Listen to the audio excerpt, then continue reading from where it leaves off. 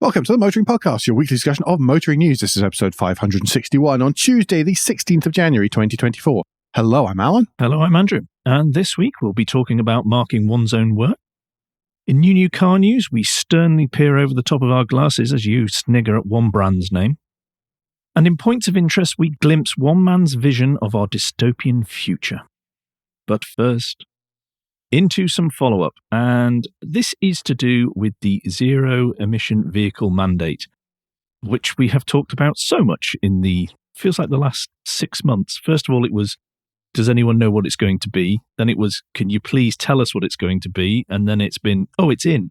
Oh, here it is. What is it? This is all to do with an article in Autocar, which will be linked in the show notes as ever, that is titled, Car Makers Successfully Argued Against Small EV Incentives. Now, that's quite a catchy title. Can I just say, that is incentives for small EVs, but not small incentives for EVs. Yes. And this was all to do with, apparently, car makers pushing back against the idea that there should be incentives for smaller, lighter, and more efficient electric cars, as well as ones that had longer ranges. This was pushed back by car manufacturers in documents that have been seen. There will also be linked in the show notes a Guardian article which talks about other aspects of how the car manufacturers wanted to approach the zero-emission vehicle mandate. Some wanted to push back the timescales, others wanted to remove it completely. Some wanted to make it even stricter and more intensive. And then there was others that went, no, it's fine as it is. You have got the full range of everybody's opinions. The thing is, you can pretty much put names to the car makers in each of those boxes, can't you? And why? Well, yeah, Tesla obviously wanted it to be held back. Yeah, clearly, because then their main business of selling EV credits. That is just really not a good look, especially in the week following, government should give money so private buyers can go out and buy these cars. Yeah. And yet the industry did things to not allow for more affordable vehicles, shall we say? Mm-hmm. Not a good look. PR-wise, optics, poor. Yes. Speaking of poor optics, let's go to Wales, where BBC article linked in the show notes is pointing out that the Wales 20-mile-an-hour speed limit advisor is to lead the review. Well done, the Welsh government, in one of the finest pieces of public marking your own work that we've seen for a long time. Phil Jones, who chaired the Welsh 20-mile-an-hour task force group, he is now in charge of checking how well the 20-mile-an-hour speed limit has been carried out. He must obviously be an incredibly independent voice and has absolutely no skin in the game around his personal reputation whatsoever in doing this. No. Jolly good. Well, I'm going to look forward to seeing that if there is any negatives that come out in the review, how specific politicians will be named, and it'll be along the lines of, they did not follow the guidance that was provided to them. Yes, that's what it will all be. Anything that comes out, there will be nothing wrong with the guidance for the implementation. I can't believe that. But it will all be about, yes, but the people misunderstood what we said. Yes, it was implemented incorrectly, which I can believe as well, by the way. But I'll bet you it won't have been implemented incorrectly in all of the cases that are brought out. No. Call me Captain Cynical. Captain Cynical. I have worked on implementation projects. I know how this goes. This is really bad, actually. Yeah. It's just a bit grim. It's poor. Get someone else to do it. Even if you got an outside consultancy to do it. To be honest, even if it was on the Big Five, it would still be, at least it would be sort of disguising the inbreeding of ideas. Yep. I'm going to take us to the Red Sea. Well, sort of. And this is the news that Tesla and Volvo are going to pause car production because there are delays in certain parts arriving at their factories in Europe. This is all connected to, obviously, the attacks that are happening in the Red Sea on cargo ships, and how some shipping companies are continuing to go through there, and others, and more are deciding that they're going to go around the Cape of Good Hope instead. This obviously adds delays and costs to an already pressurized industry or part of the supply chain for car makers, because shipping costs are going up and up, partly due to a real pinch on the number of containers that are available, and therefore the costs are going up because it's a seller's market, as it were, rather than the buyers. And this is just hitting car manufacturers even more, on top of energy prices, increasing wages, all these other things that are coming in at the same time. Once again, I wheel out my "I'm glad I'm not a car maker" line, because it is such a complicated beast to look after. There's a case of I'm glad I'm not making anything that's kind of bulky-ish, to be honest. Because yes, I mean, it's been bad enough over the last couple of years with all the containers ending up in all the wrong places as a result of COVID and getting trapped in places. And I've just about got that sorted out. And then we don't even mention the Ever Given. And then this next thing, and this isn't just car stuff. When you read articles on who's most affected by this, you see it's companies that haven't, for whatever reasons, could well be because they're owned by a Chinese company, Volvo, that haven't shortened their supply chains. I think fewer are affected by this now than would have been, say, 3 years ago, because there has been, between that and the trouble with chip manufacture in Japan and stuff, then people have been moving to physically shorten their supply chains, buy more stuff, and have more a divestment of supply chain. So they don't have to rely on someone in Korea, someone in China. They're maybe, buying from, they have a backup European source that they can run for a little while. Might be more expensive, but it'll be... No, but that's basics of purchasing and supply chain 101, isn't it? It's that you forgets do not... all But of yeah, this. I know. And this is where we can point out the silliness in business decisions that the car industry and other industries, it's not just them, and other industries have made, and how that's come home to roost when it comes to supply chain security. And let's make it clear, that's over 20, 30 years. Yeah. And successive generations of management. That is not down to current management, really. They're having to drag everything back in most cases. Yeah. On top of this, and it's not in this article that is linked in the show notes, but on top of this is the news that BYD have bought their own ship for transporting vehicles to Europe, and I presume they want to get into America as well. I imagine, but I would also imagine that they wouldn't come via the Suez Canal to get from China to America. No.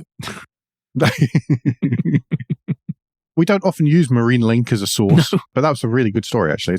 It's actually interesting anyway, because it's not really an automotive specific story. It is quite an interesting article. And I would recommend you click on that one, bizarrely enough, because it's such an unusual source and widening of horizons. Yeah. Do you want to take us to Munich, though? BMW and the Munich factory, they have said, essentially, to paraphrase, when they stop making internal combustion engine vehicles in Munich, they'll make EVs instead. Seems like a statement of the bleeding obvious as far as I'm concerned. The iconic factory will close its doors to combustion car production from the end of 2027, says Matt Bird on Pistonheads, although Matt Bird does not speak like that. I'm sorry. Sorry, Matt.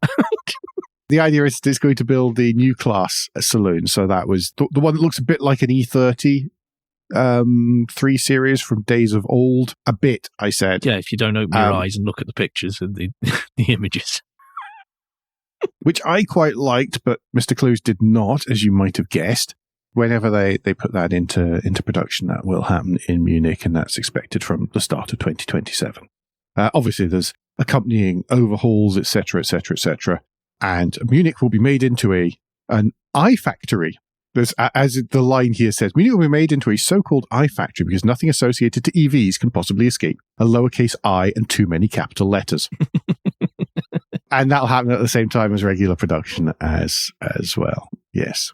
Oh, if you're wondering what an iFactory is, a key part of it is a comprehensive digitalization with a holistic approach to the interaction between people, processes, and systems, if that clears it up in any way, shape, or form. But I would kind of hope that most car factories already have an interaction between people, processes, and systems. Yeah. I would say that because that's my day job. Yeah, I was definitely thinking along the lines of how there is another large German company who we have repeatedly said recently, what have you been doing otherwise? And it feels that's very apt if this is Yes. if this is actually what they're having to do, rather than it's just some blurb to fill the piece of the PR. It's some PR blurb. We all know that. We all know that BMW actually do know how to put stuff together. This is just what they're doing in Oxford with the mini factory. They're just announcing that they're doing it in Munich. So. They're just refurbing it and making it easier for people to build stuff. That's all they're doing. That's all of that stuff. All of that stuff, the outcome of all those words is we want to make it a bit easier and more efficient to build stuff. Okay. London next. Yes. Well, not quickly, apparently, according to TomTom. And this is the news that they have released the chart of which are the slowest cities in the world to drive in. And London, for the second year on the trot, takes number one spot in being the slowest. Now, they said that to do a journey of 6.2 miles in central London took an average of 37 minutes and 20 seconds in 2023. It has to be very central London. Yes. I have not read TomTom's actual press release or their study on it, so I don't know the full methodology. But TfL, Transport for London, are incredibly miffed at this and say that it is misleading. They said that they had picked a tiny portion of the city centre and not the whole of London, but yet made this statement as though it's the whole of London. Interesting stand from the organisation that likes to misuse data and information to make a point.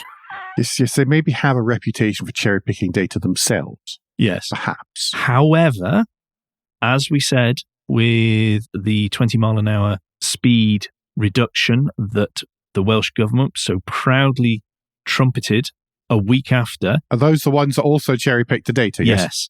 If it is incorrect and invalid and it is not applicable to the statement you are trying to make, that is wrong.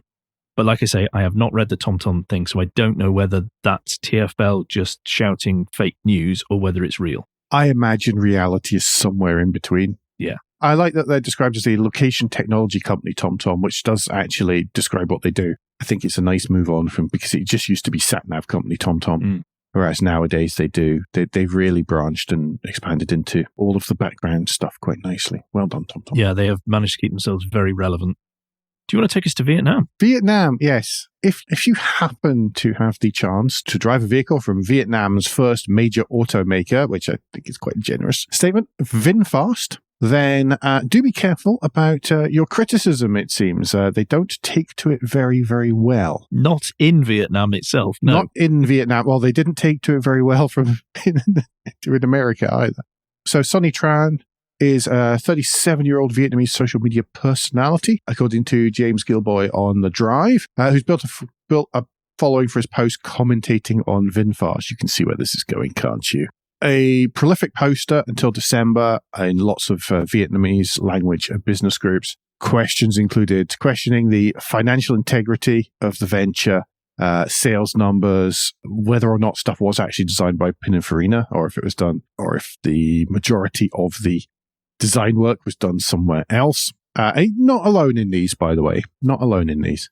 As a result, or possibly completely unconnected, but probably as a result of these, he has been repeatedly detained by police in Ho Chi Minh City, being interrogated over these.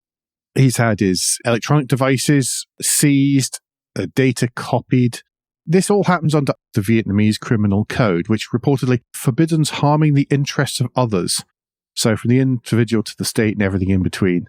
And that apparently includes VinFast. Mm-hmm. Not a good look, VinFast, but then VinFast doesn't really have a very good look anyway. It would seem to be, say, a little bit troubled. I heard that some of them have actually been sold in North America now, right, and that some people have bought them, and that they're not quite as buggy and poorly built as some of the original press cars were on that drive in Vietnam, where it didn't go great.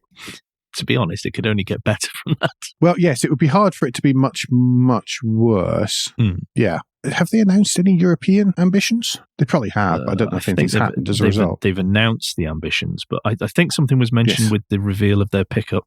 That would make sense, because it was also unveiled at CES, because that's the world's big motor show now. No, because Detroit's going to go back to January. Did you see that? Yes, I did. Which seems a brave move. As someone who has to go there next week, shut up. Okay, then. So before dropping you in it further, I will take us to Sainsbury's. And this is the news that they are going to be the first supermarket in the UK to introduce their own electric charging brand, Smart Charge. is set to introduce 750 rapid chargers across more than 100 stores by the end of this year, 2024. They undertook some customer research, which seems a wise move before you do something like this. And again, I've not seen the survey, so I don't know what the questions were. But they surveyed 500 EV drivers and asked a number of questions, and they got answers along the lines of 94% said that they would prefer to use a single trusted and reliable charging brand. Sensible. I totally get that because, one of those things that new people say, oh, do I have to log into this app, that app, the other app? It's what ZapMap and others are trying to do, or ZapPay, I think is the actual... Well, it's trying to be that harmonizing force, really, isn't it? Yes, it is. They are going to charge a flat rate of 75p per kilowatt per hour. That sounds expensive, and I think it is actually a bit expensive, but I think the thing that really pees people off is having that initial $2.99 or whatever it is this week of sort of initial fee to start the charge. 20 quid, that's some take. Well, that's how much they reserve on your card. But the actual fee of like $2.99 plus whatever, which disguises it. In this case, you don't do that. It's 75p per kilowatt hour. So you plug in for 10 minutes and then you're paying your 75p per kilowatt hour, however quickly you're getting that. Yeah. And then you can unplug and you don't feel, I paid a joining fee, my starting fee. Yeah, because you don't pay that for your petrol, do you? I mean, that's all built in. No, exactly. Oh, God, don't give them ideas. Not even in America do you have to pay an initial fee to start pumping the pump. I mean, if that was in any way vaguely workable, they would have done it already. But charging-wise, what they're going to put is they're going to be installing 150 kilowatt chargers, and that'll get most EVs, according to this article, between 10 and 80% in around half an hour. There will also be the faster 300 kilowatt chargers. Vehicles like the Porsche Taycan, the Kia EV6 will also be able to take advantage of those. I like that they asked people what they really wanted, and they have released some of that information. I find that interesting. I think people are going to shout and scream about the cost of the charging. But if you're on a journey, it's not Ionity, and you need to stop.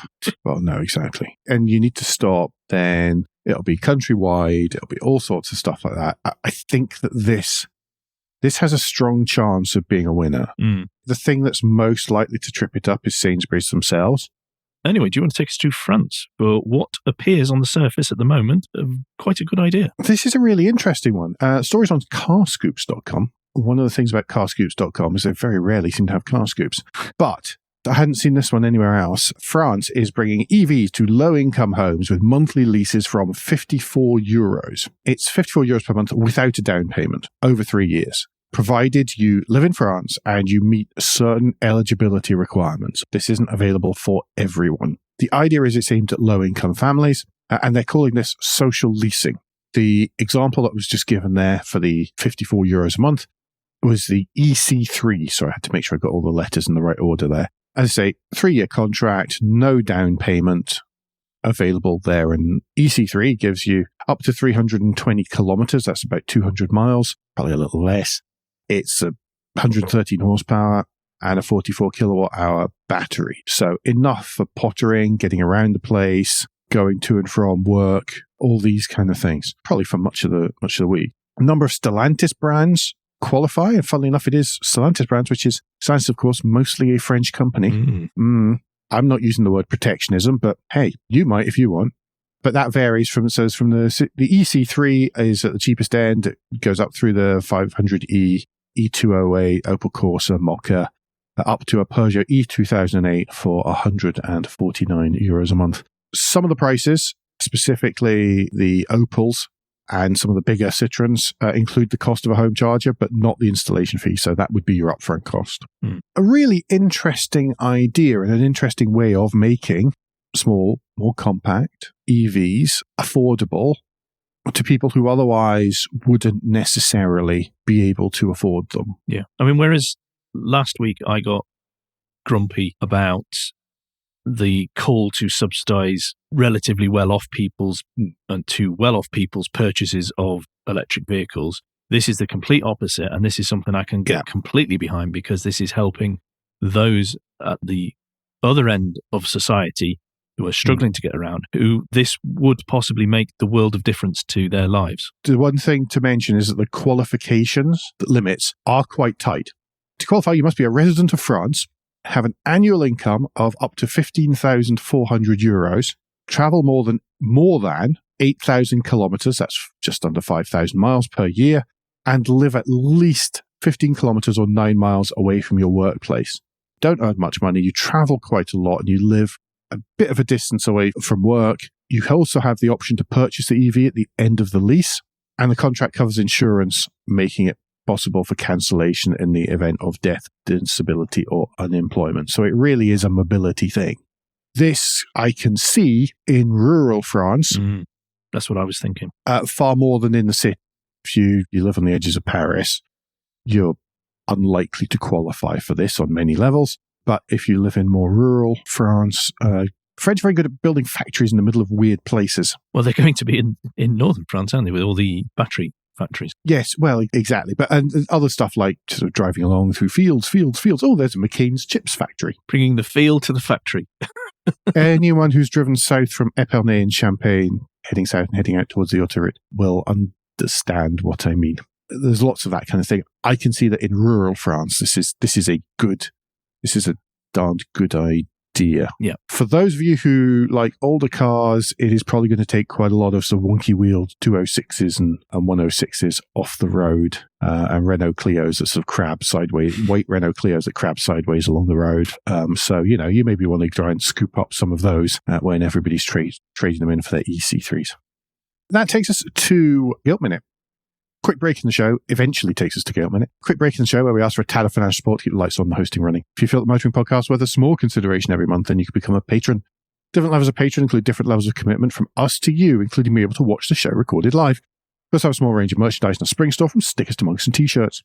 If you don't have any spare cash, we do completely understand, and you can help us by following for free from our podcast player to receive every show as they're released, and by liking and rating the show in whatever way your podcast supplier lets you. If you've done all of that, and some of us do, so thank you very much. And then the last thing you can do is to recommend us to your friends or colleagues. Thank you, everyone who does. Absolutely, and also to new patrons as well. Okay, there is some new car news that hasn't come out of CES. Andrew, whilst I take a drink of coffee, do you want to cover this first story here? Okay. This is the news that Toyota are uprating and refreshing the GR Yaris that's been out for 4 years, which I only needed to build 25,000 of the things, and they did that years ago. Yeah. And it's going to, in Japan anyway, come with 300 brake horsepower. That'll be down for us in Europe and the UK of 276 because of stricter emission regulations, apparently. And it's going to have a new auto gearbox. It's going to be available with it. You don't have to have the auto box. Okay. Apologies. Also, they've fiddled with the oily bits underneath as well to make it stiffer, including how they've put it together. There's a lot of talk in this Car Throttle article about how they have changed how it's screwed together and welded together to make it stiffer, because that was one of some of the feedback they've got off customers and through their own testing. It's going to be 24% increase in the amount of area where structural adhesive has been used, and the spot welding has been increased by 13%. This is the sort of information we gained on this. This is proper car nerdy article. This, I love it. But the whole car is car nerdy. Absolutely right for this particular model. Yeah. From the outside, the differences are very small. You can see there's a slightly reprofiled front bumper in the pictures here, and there's new rear lights as well, which have more sort of horseshoe-shaped light signature. But the big difference is inside, and that's where most of the screaming and shouting and stuff is going on, because as well as dropping the seat 20 mil, which I think has a knock-on effect, which is quite a lot, because you have to I think that pretty much means you have to sort of redo crash testing and all sorts of fun stuff like that. Dropping the seat height is a big deal. They've done that by 20 mil, but they've also then put in a new dashboard. And the new dashboard has all the same bits as the old dashboard. It's just that instead of being kind of spread out across the width of the vehicle and sort of being direction generic, it is now all pointed towards the driver, but it is all pointed towards the driver on a big flat slab. And people either love that or hate that. Frankly, this is one of those cars that if you're complaining about the looks of the dashboard, you're missing the point of the whole darned car. It's good to know when Alan has opinions. This is not a car that, there's going to be, there's some hard plastics. Of course there are hard plastics. Have you scratched the dash yet, Alan? Come on. It's based on a B-segment hatchback. What do you expect? It's not about the dashboard and stuff. It's about, I mean, it may well be that they've had to do it for homologation reasons to make it easier for them to have big flat dashboards in the rally cars. But it'll be interesting to see what tweaks they've done to what changes the tweaks they've made have made to the driving dynamics as well. The other thing that's not as obvious here is the almost vertical handbrake, almost as if it's there so that people are more likely to grab onto it to make the car turn more quickly. Lots of bits and pieces like that. It seems that they've sort of gone off, listened to people. By that statement, are you encouraging fun? Because you know you're not meant to do that with cars. I know. The thing is, they also add a cooling package, which will see an intercooler sprayer system added with motorsports use in mind. Are you sure that counts as fun? Surely that's for when you're sitting in traffic polluting the world. Price at the moment is $29,995. That's expected to rise, obviously. But how much? Not sure. Probably just only a little bit. Still a bargain, folks. It is still a bargain. If you can get your hands on one, it's still a bargain. Mm-hmm. Well, do you want to stick with Japan? Yes, generally. Honda. Honda has previewed a new era of EVs. This is at CVS, obviously, with a radical Zero Series saloon, which could reach production in 2026, says Evo magazine. And it is wedge-shaped. It is supposedly lightweight, despite the fact that it looks massive. And, of course, it's electric, because you don't unveil petrol-powered things at CES. It's a concept car. It looks like something I scribbled in the margins of my jotters at school. It looked like something that they brought out, I think it was in 2012, and they've just tweaked ever so slightly with a slightly different lighting design, but basically it's exactly the same in profile and looks. It's not an unfamiliar concept car in general. It has a dedicated EV platform, a conservative approach to battery sizing, hopefully not quite as conservative approach to battery sizing as Honda have done in the past. You know, they'll be floor mounted. What's interesting is it's an EV which doesn't look like an SUV. It is very low and slim. That's kind of it, really. No, I mean, there's cool lights. There's an animated screen between the lower grille light bit, which is not, it's cool. I really like it. It's a really cool concept car. It's so much better looking than anything else that Honda, other than the E, has in production today. How much of it do I think? I'm not going to put money on that being launched in the next little while, and nobody really has. Vaporware. Nobody's really saying, but it's from 2026. There's going to be a new wave of Honda EVs. Honestly, think it's total vaporware, and it's a reaction to the reaction at the Tokyo Mobility Show, or Japan Mobility Show, sorry. Yeah. Where most of the cars that were brought out, or at least two of the brands, Honda and Nissan, just looked like they were completely out of ideas and cobbled some stuff together without a coherent story. I mean, even though Nissan's was with, this is a tie-in with the Fortnite game, that was the coherent story. But this will never get made. I don't believe it will.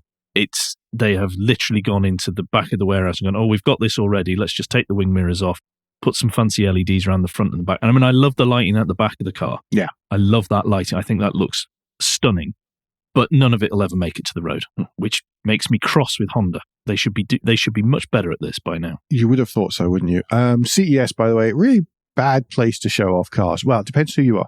It's a bad place because it is a B2B show. It is not a consumer show. I think the car industry were flat this year. There was nothing really exciting, was there? Not really. People generally commented that they didn't think, and this included journos who'd generally been taken there to see stuff, that it was not a good platform for car manufacturers because everything got diluted by all the other stuff that was there. And maybe, to my earlier slightly mocking point, maybe Detroit is right to come back. It is, and it would be slightly before. Honestly, depending on what happens, I would try and make a point of going to Detroit next year if that's happening. That's happening in January. Anyway, I'm going to take us to, well, still CES, but China. And this is the news that group company BYD and their upmarket brand, brace yourself, Yangwang, have revealed their third production car. I'm not kidding. You have to click the link in the show notes because you will see Yangwang. It is genuinely called Yangwang. Yes, it's one of those ones which I think they may decide to change for export markets. Yes, it might come out as YW or something when it gets over here. They have revealed their third production car, which is a 1,000 brake horsepower plus luxury saloon aimed at the i5 and the Mercedes-Benz EQE. Have we not got over the pant-wetting about 1,000 brake horsepower electric vehicles I'm so yet? bored of it.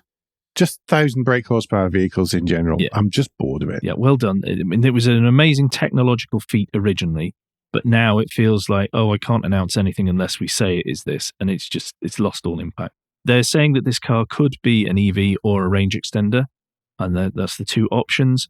They have not announced the dimensions, but according to this article from Greg Cable, so therefore I trust it, the Chinese reports suggest it's 5.2 meters long and 2 meters wide. If it does, even in the pictures, it does look quite wide. It is a big old Hector.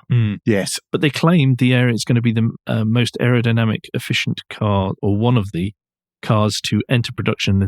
I'm lining Alan up here to bring out his thing about CDs in a minute. With a drag coefficient that betters the i5 and EQE at 0.195 CD. That's very good. Now, remember that the actual thing that matters, and I wasn't going to say this, but he just prompted me into it, is the CDA, which is that drag coefficient multiplied by the frontal area. Obviously, if you have a little car with that kind of drag coefficient, very efficient at all. If you have a big car, then it is much harder. Yep. It's not the be-all and end-all. This is quite good looking. The front lights are a bit weird and fussy. It's quite good looking in a generic big saloon way. I think it's probably possibly a competitor for someone like Lucid. I can see the BYD Dolphin in this, in the front end anyway. Yes. It's a decent looking thing. It's fine. Yeah, it's another generic... inoffensive. Generic, perfectly pleasant, inoffensive, probably very good at what it does, EV. Ta-da! But it is a car. It's a car. It's very much a car. Which is good. Yeah. Kia, back to CES again, I'm afraid. There's another 3 stories from CES, including this one. Kia unveiled a range of vans called the PV1, PV5, and the PV7. And they cross a whole sort of range of sizes from smaller than a sort of Fiesta, whatever, Transit Connect is the little one, isn't it? Up to Transit size. They all look kind of funky and kind of futuristic. They are, of course, all EV. They must be pretty serious about this because they did ship a whole bunch of people out to Vegas to see these and to be introduced to the concepts behind them. As I say, there's different versions and different sizes. There's passenger versions that are more MPV and sort of Volkswagen. I want to say Caravelle, but it's not that, is it? It's not. I'm thinking about the electric one. Oh, the ID Buzz. The Transporter size, or ID Buzz, a bit bigger than ID Buzz, I think. Yeah. Sizes, and they're in that kind of range. That's the sort of core of it. There's a smaller one. The smallest one is a bit bigger than a Citroen Ami. And the bigger one, as I say, is proper Transit size. It's very awesome. The other thing they introduced as part of that, so there's some numbers around dimensions and stuff, which is sort of pretty obscure. Not really going to go into them. The other thing that they unveiled as part of this was a whole sort of palletization, modularity of stuff that goes in the back of them. And that's the bit that it's called Platform Beyond Vehicle. And, well, that's the whole business bit. Hence, they're also PV, aren't they? But the actual smallest level, it's a whole load of sort of modular pallets and boxes and stuff. Challenge with that is, for that to work, everybody has to be in the same ecosystem and expecting the same sizes and the same behaviors. And that's why pallets work. That's why the Euro pallet is so flipping common across Europe and most of the world. It's how the container in its 20-foot and 40-foot variants are so...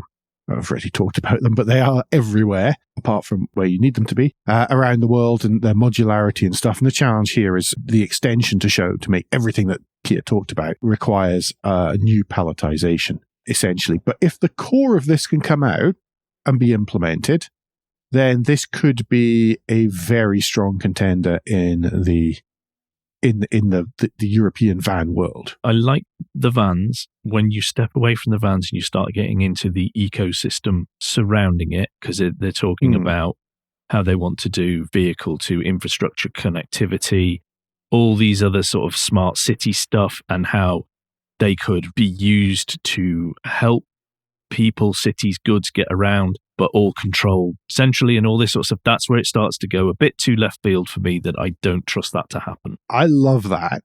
I love the idea of it. Oh, yeah, don't get me wrong. For it to work, you have to be building your own city from scratch. Yeah. Just because it's the whole system. To be honest, we're back to the e-factory thing. It's the whole system has to be designed to work together, and you can't get that by just bolting it on. No. Of course, in Korea, it is much easier, and in the Middle East, it's much easier. So you see that plot of land there? We're going to build a city there. That's what we're going to do. And hey, look, we're going to work with Samsung, Hyundai, Kia. Choose your large Korean top to bottom vertically integrated conglomerate at will, and we're going to do that. You're going to buy your Hyundai house and your Kia van and your travel to work at Samsung. Yeah, it's all going to work on the Samsung Android platform. Yeah, exactly. That's it. Whole ecosystem is being developed by a company called SuperNow, which is looking at the mobility possibilities that could be available, while Boston Dynamics is looking at what could be done with robotics. Always makes me happy that Boston Dynamics is on the other side of Boston, so I've got this buffer zone when all the robots start to invade. They freak me out. Anyway, that's enough on that one, I think. Really, really interesting, though. I actually love that idea. I just sound a little bit Andrewy about whether or not it's going to be implementable. No, but at least the vans are good looking and look like they will do what they are intended to do. There'll be the bit of this that's real, the mid and the large size vans. I think everything else is probably an extrapolation from that, which, by the way, is the right thing for CES. Yes. If you're a car company and you're going to CES, this is the kind of thing you take to CES. You don't take, let's have more infotainment screens. And you don't do what Volkswagen did. Yeah. The Volkswagen announced that they are going to add ChatGPT voice assistant to their operating system. And they claim that it is more than a gimmick. Sigh. This has been demonstrated at CES. They allow people to sit in there and try and use the system. They have their own system's name on the top of it, but what's running it underneath is the ChatGPT OpenAI built system that is supposedly artificial intelligence, but is actually just a large language model that is regurgitating whatever's in it.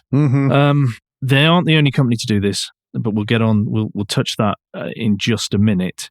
But some people may have seen me get a little bit antsy on social media whenever ChatGPT comes up, particularly if it's talking about adding it into cars.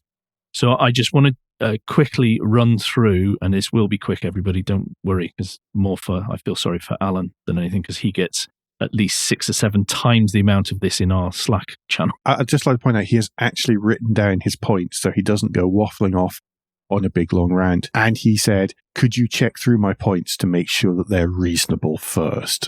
I just want to set you up for this, that this is not an Andrew rant. This is actually considered and thought through. Yeah. There are roughly 6 high-level reasons why adding ChatGPT, AI, large language models to cars is a very bad idea. And it's got nothing to do with the silly, AI's about to kill us. Nah. So I'll run through them quickly here. And these are in no particular order. But one of them is eugenics. Now, why am I bringing up eugenics? Because eugenics is defined as the arrangement of human reproduction to increase heritable characteristics regarded as desirable, according to the Oxford Dictionary. Wikipedia goes further by stating that this includes excluding people and groups deemed to be inferior or promoting those judged to be superior. Why am I bringing this up? Because a lot of the people who are vocal, prominent, investing, and pushing ChatGPT type stuff, large language models to be used, believe in eugenics. And there is lots of examples of them saying the stuff that shows they believe in eugenics, they believe in bias, they believe in superiority. That is inbuilt into these systems from the start. It's all wrapped up in this term called long-termism as well, which is, I'm not going to go into because that's a whole host of other things. But that is really, really ungood for us mere mortals, especially for women and especially for people of colour. So that's high level number one. Second, there's the legal issues. Currently, there are several high-profile legal cases regarding how large language models, or LLMs, have had the data they're trained on acquired. This brings out the very real risk that those using ChatGPT, especially those looking to profit from its use, hello car companies, will also be sued. Yeah. Then we can go on to environmental impact. This is one that really gets me generally, by the way. I was so glad when I was scrolling through these. I was looking through this yesterday. I was so pleased that you'd included this because I thought if he hasn't included the environmental impact, I'm going to have to go, can we add that in? Honestly, for every silly picture that you make, it's just the back end. On you go, because you've scripted this and I haven't. To enable AI and the chatbots to work, there needs to be large amounts of electricity and water. The electricity is to run the data centers and the water is to keep them cool. Not many people know that that's what is needed, that they need to be kept cool as well. It's not just a little fan in the back of your PC.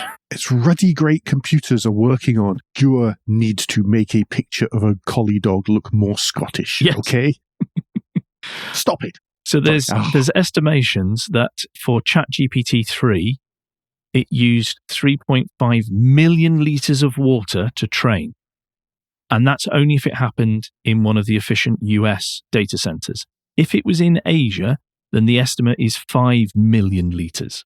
Roughly, for every 20 questions that the system is asked, it requires 500 millilitres of water to cool it. So that's one of your single-use water bottles that you buy in the shop. To train ChatGPT, it is estimated it took 1,287 megawatts. It was megawatt hours, just before anybody goes, how can that possibly be the case? It's megawatt hours. Sorry, megawatt hours, yeah. That's 1,287 hours of a generator running at 1 megawatt, however that's powered. Yeah. That's quite a lot. 550 tons of CO2 emissions, which equates to, in one of the articles that I linked in the show notes, to 550 times from New York to Los Angeles in a jet. That makes the cars look positively environmentally friendly in comparison. Yeah. We then move on to worker exploitation. Now, LLMs require a lot of they're called hidden workers, who are asked because they're employed in the loosest sense. They are asked to label, categorize, and assign images and language correctly. This job is done mainly by those in developing countries in gig economy type jobs.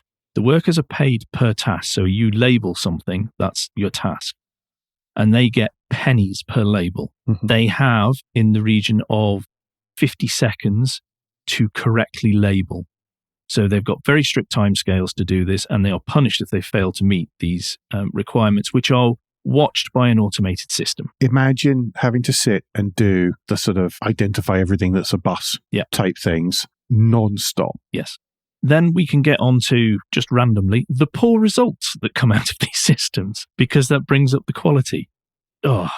We've all seen and laughed at the silly and flat-out wrong results that have been regurgitated. And there's the old adage of garbage in, garbage out, which is, unfortunately here, underplaying the situation. The results, because of the models themselves, are full of bias, discrimination, inaccuracy, and actual danger. There is a grocery store in New Zealand that produced a recipe book that it thought would be helpful for people who were struggling financially. Some of the ingredients are actually poisonous, so they had to withdraw that and get everybody to delete it. I laughed heartily when I saw the CEO of Skoda demonstrating their version of ChatGPT in the car by asking it to give him the recipe for spaghetti carbonara so he could pick up some of the ingredients. I mean, from a PR point of view, I am flabbergasted because that was a very well-known issue that would have taken them seconds to find if anybody had researched it. And you can also poison them. You know, people can poison the input to the model. Yes. To then make them almost always give you bad results. That was a tweet I linked to, I was going to say yesterday, Monday evening, from Father Robert Balser, who's a Jesuit IT guy, who's well worth following, by the way, on Twitter, podcast, etc. And he was saying about that, he was chatting briefly about the danger of poisoning AI models. And it's one of the things that you've got to look out for as bad actors in doing that. And of course, if the AI is marking itself, a bit like the Welsh government, then it doesn't know what's good or what's bad. No. You say everything I'm about to tell you is good. It goes, oh, all this stuff's good, you know? Yep. And it is from a dangerous point of view there. Anyway, let's move on to some of the commercials, Andrew. Yeah, so OpenAI has some terms and conditions you'll be unsurprised to hear. And they make very interesting reading. For example, I wonder how the OEMs are going to ensure that no under 18s use the chatbot, because that's against their rules.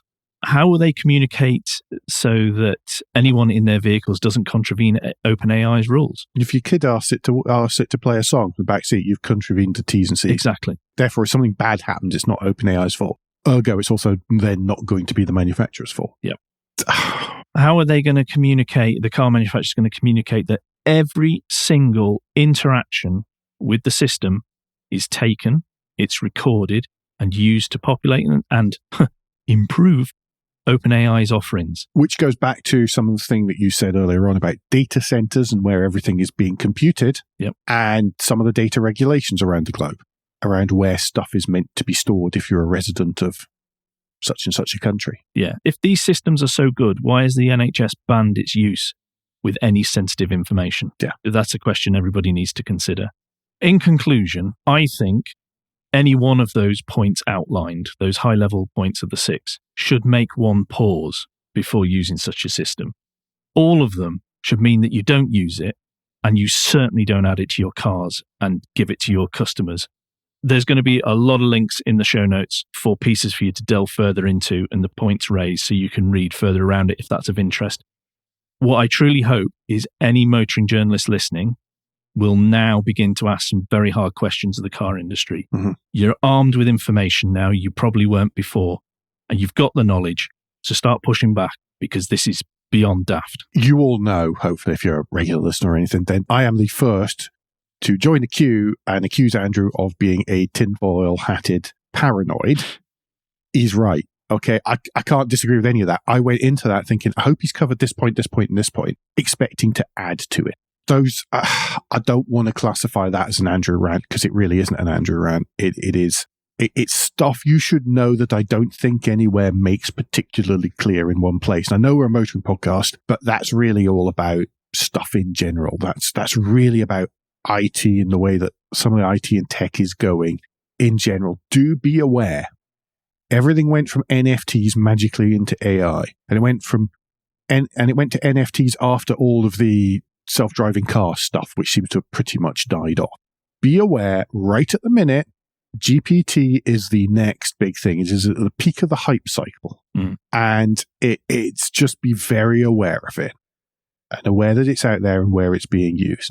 If you want shows of it, people not implementing it right and all sorts of stuff, there is that really good story that's on Business Insider about the Chevy dealer and the Chevy dealer chatbot essentially agreeing to sell a car for $1 because, and the guy who did it didn't hold them to it, of course, but because he discovered that this was a backdoor and he trained it to agree to anything he said, no matter how ridiculous it was, including the words at the end, "Oh, this is a legally binding deal, no takesy backsies," which he was doing for his own amusement and to see if it would actually agree to it so that he could then warn them. But do be aware of these things. Anyway, let's move on because this is a very long show this week. Yeah. And we're almost done. One last little bit of silliness. Mercedes-Benz basically is trying to turn your entire car into a screen. Yes. Physical buttons? No. 17 different screens. I'm exaggerating. 3 different massive screens facing the driver and passenger. On you go. Yep. Which does beg the question about how distracting is distracting and how many screens and other silly things can you have without something being defined as a distraction in a car.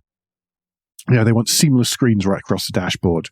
What's most of that landscape going to be being used for? Adverts before too long. Yes. Because if there's a screen, exactly. Someone goes, we must put an advert in there. Yes. Yeah. It's only a matter of time. Gee whiz. Anyone who's filled up with fuel in the US will be aware of the awfulness of gas pump TV. Mercedes also go on and proudly boast about how their testing of ChatGPT is now stepping up and they're going to offer it. I was just ignoring that. I thought we'd covered that. See previous explanation of why that's a bad idea, and then choose how much you believe the future is like this from Mercedes. The future's bright. The future's many, many screens and a lot of mood lighting. Speaking of moods, though, Designer's Mood Board this week, Andrew, a very quick and surprising one. Yeah, this was very much a surprise that Massimo Frisella is leaving JLR. He was the design director of JLR, and he's brought to fruition, or headed the teams that brought to fruition, the latest Range Rover, I think the Range Rover Sport, as well as the Defender. So he's helped develop a new design language for JLR, and I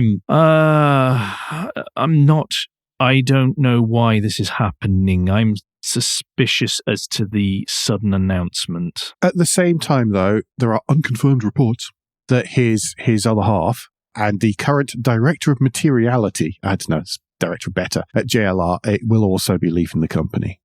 He's been there since 2011. He's been there for quite a while, but there's a whole bunch of new projects coming through with JLR that you'd think you'd want to stick around and see launched before going off to somewhere else. He's either been lured away, someone is saying that he's going to Tata instead, but you would think that that would just be an internal transfer rather than a big new opportunities type. Well, I think they'd happily say if he was going to Tata, they'd well, happily say he's going to one of our sister brands to help them or something like that. But this is the way it's been reported from JLR makes me a little bit suspicious. I hope I'm wrong, but good luck wherever he goes. By the way, look forward to seeing. I really like the Defender. Yeah. I think it's a cracking looking the vehicle. more I see them, the better. Even the 130, which everyone said looks really long and stuff. Now that I look at it, it actually has the same proportions as the old 110 does with that long. I actually think it suits the long rear overhang. It's too big for anything that I'd want, but more and more I'm looking at the little 90s and going, those are cool. I like those. And people seem to be buying them more traditional trim levels and less in, I am a drug dealer trim levels. And they look all the better for it. Yeah, they do look better without the fake side pods and steps. Oh, yeah. I think that was so distracting, I think. So try hard. Yeah. Anyway, do you want to take us to points of interest and the lunchtime read? Today's lunchtime read, or this week's lunchtime read, is from Design, the design and architecture website, which has always got something interesting on it, whether it's car-related or not. It's an article by James McLaughlin that was published on the 9th of January, and it is titled, The Cybertruck Encapsulates a Dystopian Future Vision Where the United States is Sliding into Lawlessness, which is easy for you to say. So there's a lot of good points. Here's the editor of Car Design News, and it does paint quite a compelling argument to that statement. If you have that vision that you're always scared of things, that there is There's a people battle. out to get Everything's you, a battle. I must win. Bulletproof window,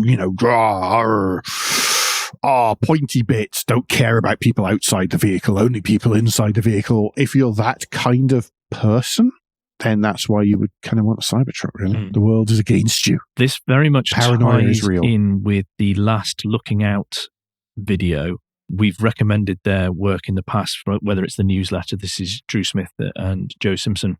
And they talk about the Cybertruck, and they do discuss along this lines of what does this actually signify for society, or at least Tony Stark's vision of it, and who will he attract, etc. It's a really good video, which I will link in the show notes as well, so you get an additional extra lunchtime watch. I've seen one in the flesh, or the steel, and it's not as bad as I was expecting, but that is not a high bar.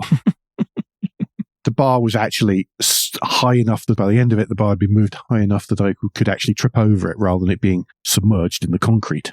And it's ruddy grim, quite frankly. And what it potentially says as well. It's what it says about you and your opinion and stuff. Where even something like the GMC Sierra HD or whatever, which is big and chromed and square and pickup-like, there's a certain amount of it's many things, but it's not dystopian, believe it or not. I know loads of people do. If my child was sniffing the badge and somebody started moving it, they'd get run over. Yes, they probably would, because they shouldn't be ruddy doing it. And, there's many flaws in those big pickup trucks from a social point of view. But they do have a utility. They do have a use. They do have a place. It might have evolved out of that utility and place, but they're still there. It's still there. And they're big and they're blingy and to an extent, they're a celebration. I know that sounds weird and a bit nuts, but they are a celebration of Americanness. Yeah. And this is a celebration of paranoia that I have trouble with. Yeah. I really do. Yeah. Do click the links in the show notes, because the article's excellent, but also that video from Looking Out is very good as well. And do sign up to their newsletter. Right, I'm going to take us to the list of the week, and this is the 60 most beautiful cars ever made as a complete palate cleanser from what we've just been talking about. It really is. I am sitting. It is like a very pleasant I don't want to say eye bleach because that sounds like it's really doing you harm, but it's not. It's not eye bleach at all. It is a soothing, beautiful thing to look at. Okay, 60. 60. We've got room for one each then, definitely. And just to say, I found a few of the options that were put forward, as we always do from these things, quite challenging to call beautiful. Maybe good looking and maybe striking, but I struggled with beautiful. Mm-hmm. My choice, because you're about to ask me, is the Bugatti Type 35. I was so pleased to see this was on the list. I have thought this for years, that this is the most beautiful car on so many levels because it's so far ahead of its time. It's number 28 for those of you following along at home. That's slide 34 in your handout. Okay, just trying to get to it. Yes, I assumed that. I thought he's clicking like mad here. I'm going to give him a hint. But I've just always thought that is beautiful. If you ever go to the Schlumpf collection at the I've forgotten the name of it, what the actual name of the museum is these days, but it's the Schlumpf collection at the center of it. There is an array of these. They are the most beautiful things. Those alloy wheels, that grille, just everything about them, and they were built to be a race car, and a very successful race car indeed. I just love those.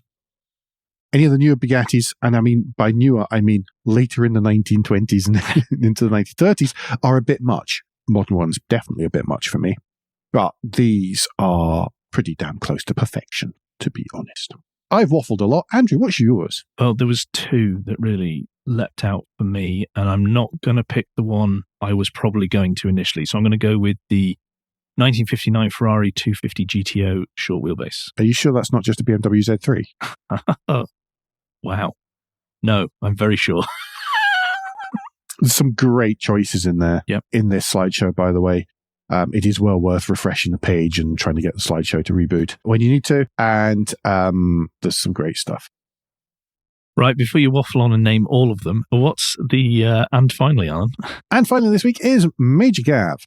That's Gavin Big Surname. He's back. He's posted new videos on a new video on Petrol Blog, which is great. He's up to some other bits, some bits and pieces, and he's going to share them with us, which is wonderful because I miss Gav. Yeah, very much. He is a lovely, lovely chap who's always happy to help and chat and whatever else. And sometimes he just gets too darn busy to do YouTubey stuff and his own stuff. Obviously, you can still, I believe, follow lots of what he likes with retro modern classic. Yeah. Petrol Blog, the website has been refreshed as well, and there is a store with various stickers and things you can buy from there. So that's that looks all good. And there is also so we're linking to a video about his Toyota Camry and getting it for an MOT. But there is, if you go to the channel itself, there is a little announcement video just to say what's been happening, what he hopes to do going forward. But I was just delighted he's able to produce something that we could all see. Despite what he says about it. Yeah. Always good. That's it. Parish Notes, Lexus GX thing the other week. Special edition. If anyone would like to sign up to our 6-week email course on how to do marketing and PR. Yeah, we did a thing the other week. Go listen to it. Yeah, whatever. Yeah, about Lexus, kind of. Just after you abuse Major Gav for how he talks about his own stuff. I know we are at least as bad sometimes. We put stuff out more regularly than Gav does, but when it comes to self-marketing, we are down there with him. Let me move into the final marketing message of the podcast to remind you that between now and next week, you can give us any feedback, share your thoughts with the show at Motoring Podcast on Twitter and Instagram, on Facebook, and on the contact page at motoringpodcast.com, the hub of all our activities. Remember, you can support us financially via Patreon, and please leave a review and rating on Apple Podcasts or however your podcast app lets you do such a thing. Andrew, feedback on GPT, ChatGPT, AI, all that kind of thing. What's the best way for people to get in touch with you? Best way is probably Twitter or Mastodon. If you search for Crack Windscreen, you should find me there. Alan, if people would like to get in touch with you and put commiserations directly to you for having to put up with me, what is the best way for them to do that? You can do that best where I'm either Twitter or Blue Sky, personally, refusing to call it X still, where I'm at AJP Bradley. That's BRADLEY. We will be back very soon. But until then, I've been Alan Bradley. I've been Andrew Clues. And safe motoring.